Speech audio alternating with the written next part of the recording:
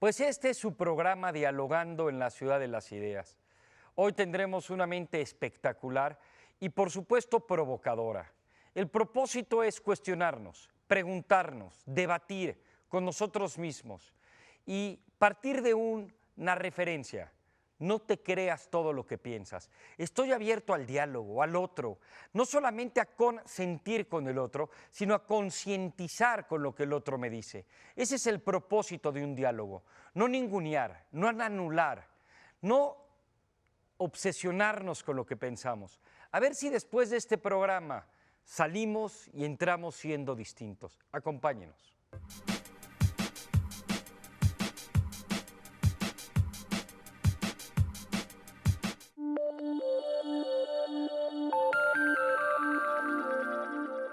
David Harrison, profesor asistente de lingüística en el Swarthmore Colllege y director de investigación del Instituto de Lenguas Vivas para Idiomas en Peligro.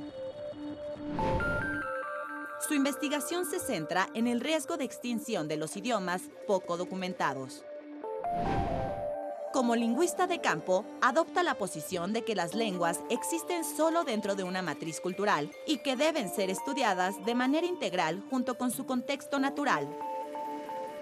Su investigación etnográfica analiza los conocimientos indígenas, la épica oral y los sistemas de conocimiento.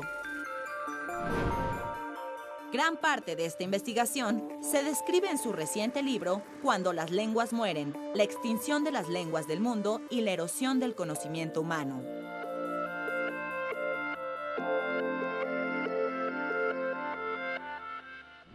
Bienvenidos a un programa más de la Ciudad de las Ideas. Tenemos una persona que no solo se ha dedicado a pensar sobre lo que está sucediendo en el mundo, sino se ha ocupado de preservar lo que vale y lo que importa.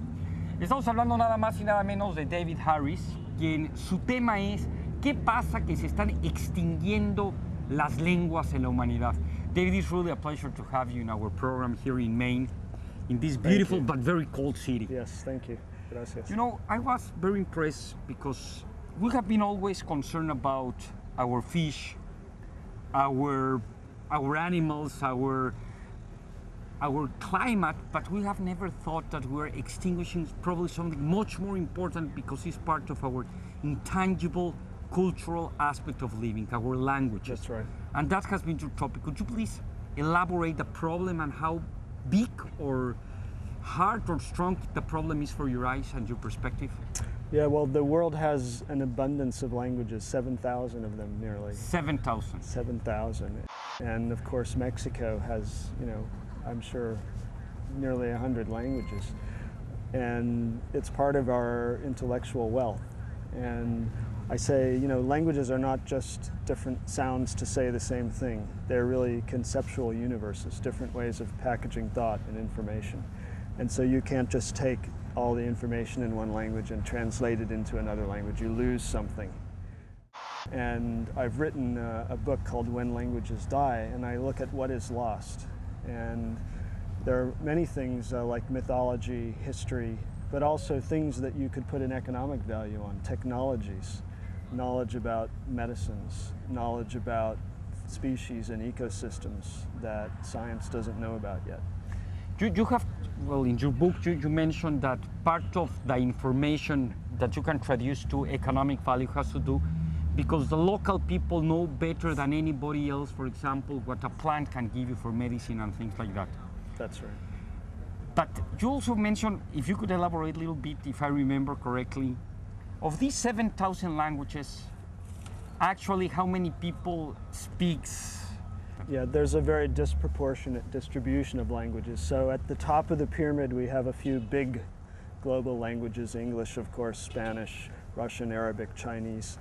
The top 83 languages account for 80% of the world's population. And the smallest half of the world's languages, so 3,500, are spoken by just 0.2% of the world's population.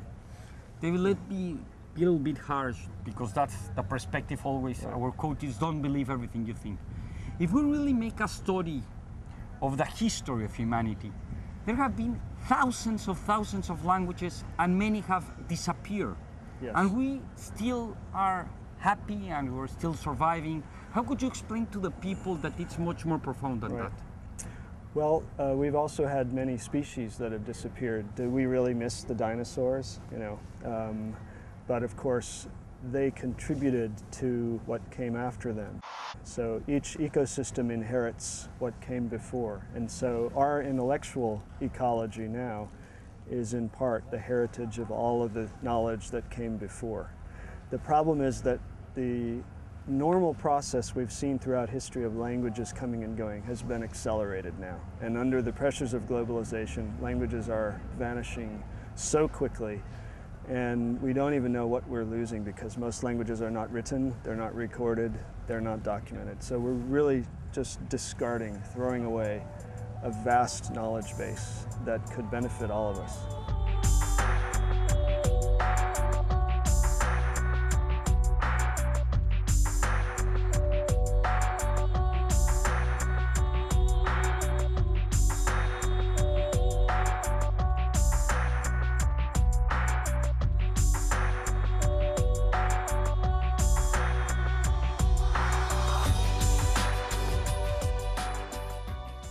A very simplistic Darwinian perspective could tell you, such is life. Some languages will survive, some animals will survive, and that's the process. And you can actually you can try to do whatever you want to, but at the end, that's nature, and there is a reason for that. How could you? Well, the human brain is capable of being bilingual, so it's one of the false choices of globalization to tell people that they must give up one language in order to progress. So you're bilingual, at least. Maybe you speak 3 or 4 languages, but you speak at least 2 languages. I just speak body language and Spanish. I'm just kidding. So, I think you appreciate the value of being bilingual. And if I told you, tomorrow you're going to wake up multilingual, and in the name of progress, you'll have to give up other languages. It's not the case. Children can be bilingual with very little effort, and they're smarter for being bilingual. So we could have a smarter society if more people knew more languages rather than people knowing fewer languages. Correct me if I'm wrong, you have been working for National Geographic for a while? Yeah, I have my own foundation, the Living Tongues Institute for Endangered Languages, and we have a partnership with National Geographic, and we're traveling around the world to visit some of the most threatened languages. And have you tried also to the people that you have been talking with that they have their own language, and some of them, there are very, very few people now speaking that kind of language, not only to help them preserve their language, but also to help them learning another language, or you're concerned for them not to be bilingual? No, people who speak threatened and endangered languages are already bilingual. That's not the problem. Okay. The problem is they're being pressured to give up their heritage language. And so as an ethical scientist, besides documenting their language, I want to help them in their own goals and their own strategies for sustaining and preserving their languages.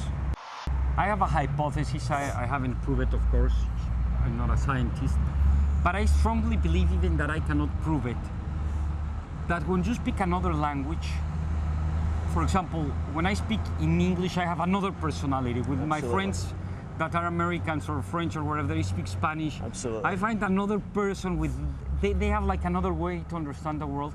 Absolutely. But my hypothesis is that in a way your brain evolves, because it's like many people ask me why we should promote that children read if imagination could come through movies, or it comes through, I don't know, games and video games. But when you read, or when you learn to write another way, your brain becomes much more profound, much more analytical. Absolutely. And in a way that brings a lot of progress. Well, do you have any research about? This is why I said you're smarter if you're bilingual. And each new medium, each new channel, whether it's visual stimulation or music or other languages, opens up new pathways of thinking, new possibilities of thinking. And this is the value. And anyone who is bilingual, I think, has experienced the same feeling that you have, which is that they have slightly different thought patterns or personality aspects in one language as opposed to the other. So by allowing half of the world's languages to go extinct, we may be closing off all of those possibilities, all of those pathways of thought. You know, I remember now a joke of somebody telling another person that that her original language was Esperanto. Right. That you could not have it because was that. What do you think about policies like that, like a universal language for, in addition to their own languages? Yeah, Esperanto was kind of an experiment, an interesting experiment.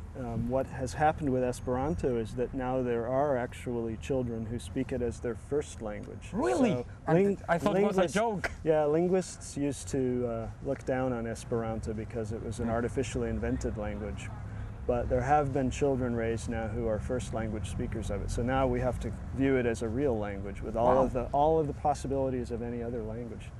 As far as an international language, you know, by default, it is becoming English, and of course Spanish and Chinese are very prominent as well.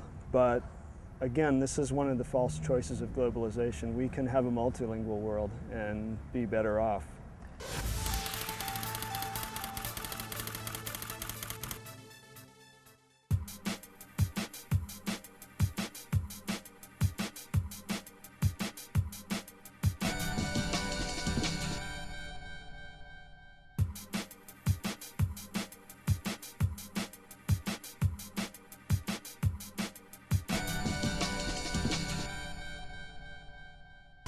I have been really a fan of looking for the origins of Indo-European roots of the words, because explaining a lot about the philosophy of the people. But I have been reading that there is a hypothesis that probably, it's not proven, all the languages come from the same origin. What do you think about all these things that it's like provoking the mind of a lot of linguistics? Well, there's an ongoing debate in linguistics and in science whether language evolved once or whether it may have evolved multiple times. So are all languages related or not? What's your perspective? What's your I don't have an opinion on that. I think we can't really see that far back into the past. There are many languages today that appear to be unrelated to other languages, and so that makes it even more urgent that we should document them. And of course, signed languages, which are spoken on the hands, but are just as complex and intricate as any spoken language, they are not related to spoken languages. So there is at least one set of languages which did not evolve at the same time spoken language did and has a distinct type of character. You know, one thing that we have to put on the table is the importance of diversity. We talk about biodiversity. I don't know how you can say about diversity of languages or of, but that makes the world much more rich and much more understandable. What can you tell us about it? Diversity is a survival mechanism. You know, if you had all your financial portfolio in a single stock, and you can tell now it's a good moment to talk about it, you would be in trouble. And so why would you put all of your intellectual capital into a single language or a single paradigm of thought? You wouldn't do that. We need a diversity of ideas. That's how we have survived as humans. So we should continue to cultivate that diversity.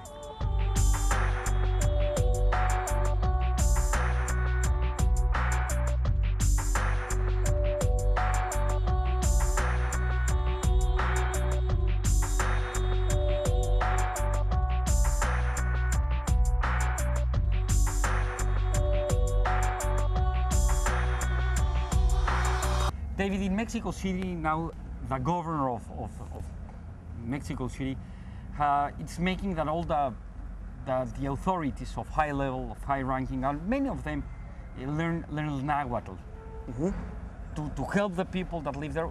Sure. For many people, this is like a populistic policy, and that it's really more like fake than real. Right.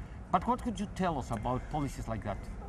I think government policies don't typically save languages, and you can look at Irish, which has all of the government support it could ever want and still seems to be in decline. So the reason is? Languages need enthusiastic speakers to survive. They need to have prestige. And however, I think a symbolic gesture like putting up signs in a minority language like Nahuatl, or having television and radio in the language, sends a very positive message to children that their language is valuable, it is not obsolete, it is respected as part of the nation's cultural heritage. And so anything that the Mexican government would do to promote Nahuatl, I would see as a very, very positive thing. Another thing that comes to my mind, and I don't know if I can compare it, it's Yiddish. Yeah. You know, I come from a Jewish family, and my father, my mother, my grandparents spoke Yiddish. Absolutely. But now the new generations are not doing anymore because probably they don't need it. They live in a different context that they are much more, they don't have to be in a ghetto and they don't have to have their private language. Right. What comes to your mind? Because I'm sorry, this is much more like a personal question, but... No, I've met many people like yourself who through a process of immigration and generational language shift have lost a language within their own family. And Yiddish is a classic case of this. It is endangered in some communities, but in other places it's doing fine and it's actually having a revitalization. Interesante. And sometimes a couple of generations pass before people begin to look back and value it, and they say, oh, my grandmother spoke it and I wish I knew more. I wish I had asked her more about it when I had the opportunity. So languages can undergo a revitalization even after falling silent for a couple of generations. Incredible. The big question, as always, has to do if we are born with something or if we acquire it, no? Nature versus nurture. Right. Yes, it is both nature and nurture. Every neurologically normal human being is born with the ability to acquire a language, and given linguistic input, they will acquire a language. But any child